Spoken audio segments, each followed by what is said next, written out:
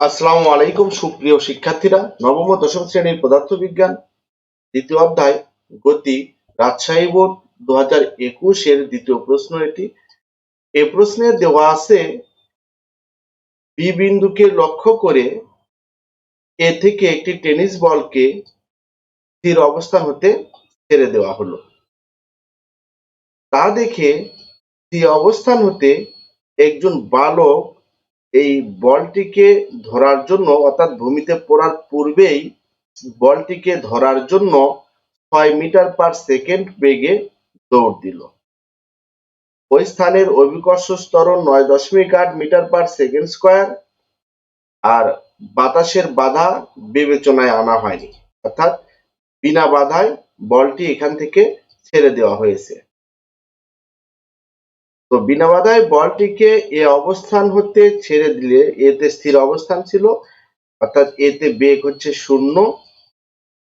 এখান থেকে বিনা বাধায় ছেড়ে দিলে বি অবস্থানে এসে পড়বে এবং পড়ার পূর্ব মুহূর্তেই এই বলটিকে ধরার জন্য স্থির অবস্থান হতে একটি বালক দৌড় দিয়েছিল।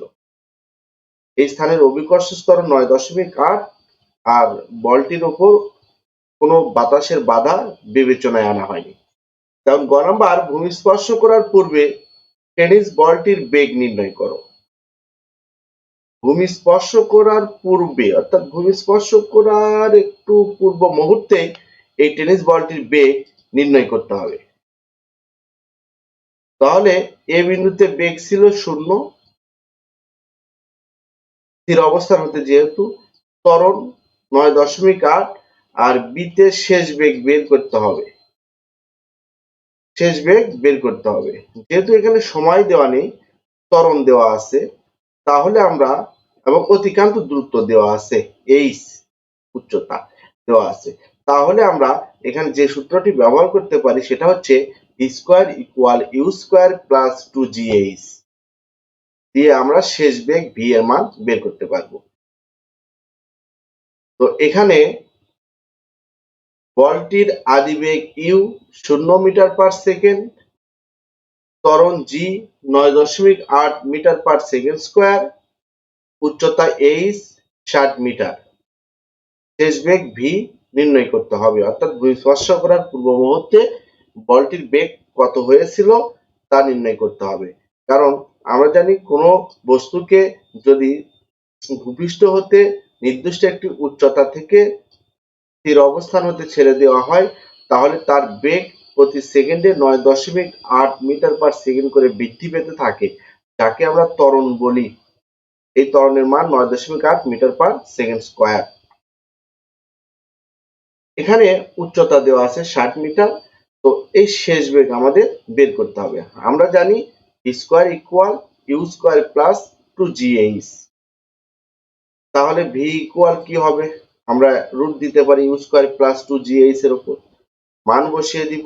ইউ এর মান 0, জি এর মান 9.8, তাহলে 2 গুণ 9.8 গুণ 60 করে এর উপরে আমাদের রুট হবে। রুটের এটা গুণ করে রুট করলে আমরা পাবো 34.293 মিটার পার সেকেন্ড। অর্থাৎ ভূমি স্পর্শ করার পূর্বে টেনিস বলটির শেষ বেগ হবে 34.293 মিটার পার সেকেন্ড। এরপরের প্রশ্ন দেওয়া আছে ঘ নম্বর, সি বিন্দুতে অবস্থানরত বালক বলটিকে ধরতে পারবে কিনা গাণিতিকভাবে বিশ্লেষণ করো। তো এটা প্রমাণ করার জন্য, অর্থাৎ সিতে যে থাকবে সে এই 20 মিটার দৌড়ে এসে 6 মিটার পার সেকেন্ড বেগে দৌড়ে এসে এই বলটি ভূমিতে পড়ার পূর্ব মুহূর্তেই ধরতে পারবে কিনা, এর জন্য আমরা এ অবস্থান হতে বি অবস্থানে বলটি আসতে যে সময় লাগবে এবং সি অবস্থান হতে বি অবস্থানে বালকটি আসতে যে সময় লাগবে, এই দুটি সময় বের করে আমরা তুলনা করব।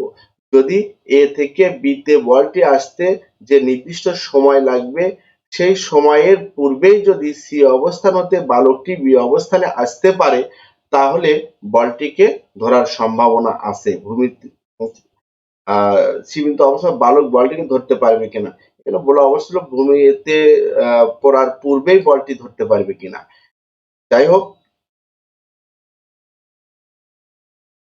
এ বিন্দু হতে বলটি বি বিন্দুতে পতিত হওয়ার ক্ষেত্রে আমরা আগে সময়টা নির্ণয় করব।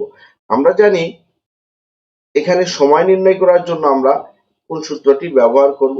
এখানে আমাদের আছে হচ্ছে ইউ আছে, এইচ আছে, জি আছে এবং সময় বের করব টি। তাহলে এই চারটি চলকের মধ্যে আমাদের যে সম্পর্কটা আমরা পাই সেটা হচ্ছে h equal u t plus half g t square. এখানে ইউ শূন্য, তাহলে ইউটি আমাদের বাদ চলে যাবে, তো থাকবে কি হাফ জিটি স্কোয়ার।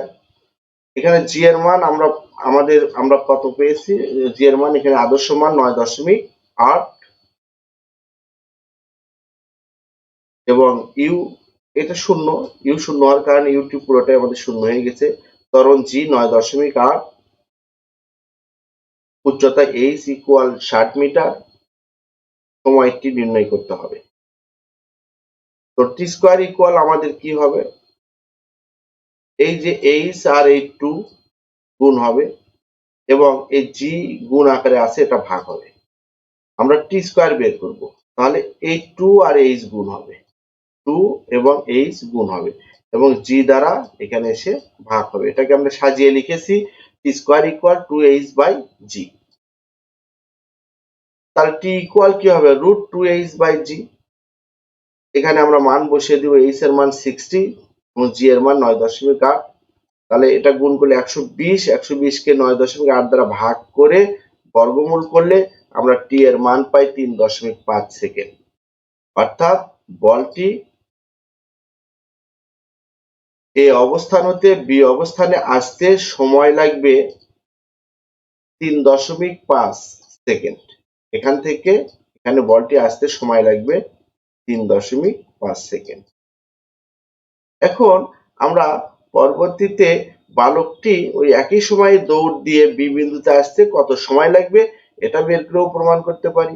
আবার এই 3.5 সেকেন্ডে বালকের অতিক্রান্ত দূরত্বও নির্ণয় করতে পারি, যেহেতু এখানে 20 মিটার আছে।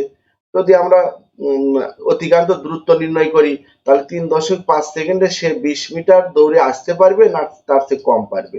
যদি 20 মিটার কিংবা তার চেয়ে বেশি যদি সে দৌড়ে আসতে পারে 3.5 সেকেন্ডে, তাহলে বলটি ধরতে পারবে।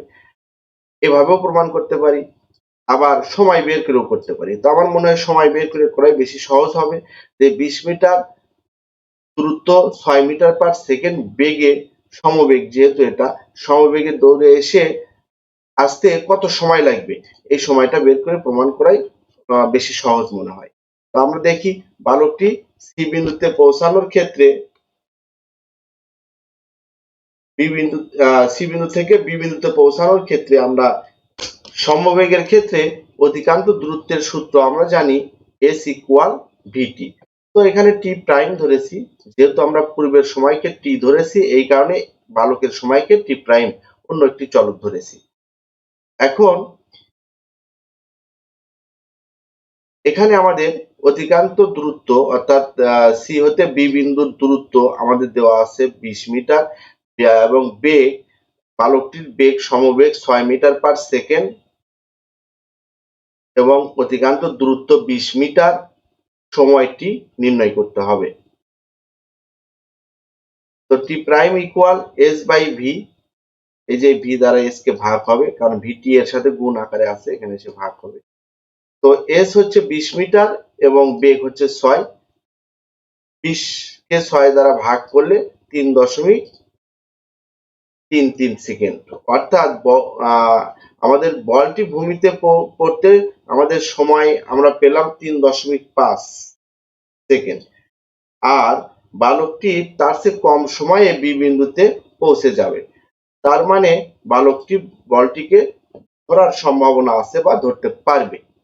এখানে আমাদের বালকটি সি বিন্দুতে আসতে কম সময়, সি না বি আমরা দেখি একটু।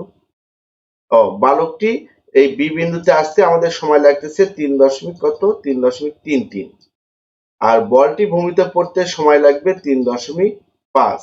তার মানে বল পড়তে সময় বেশি লাগবে, বালকটি কম সময়ে বি বিন্দুতে পৌঁছে যাবে, তার মানে বালকটি বলটি ধরতে পারবে বা ধরার সম্ভাবনা আছে। সুতরাং টেনিস বলটি বি বিন্দুতে আঘাতের পূর্বেই বালকটি বি স্থানে পৌঁছে যাবে, অর্থাৎ বালকটি বলটি ধরতে পারবে।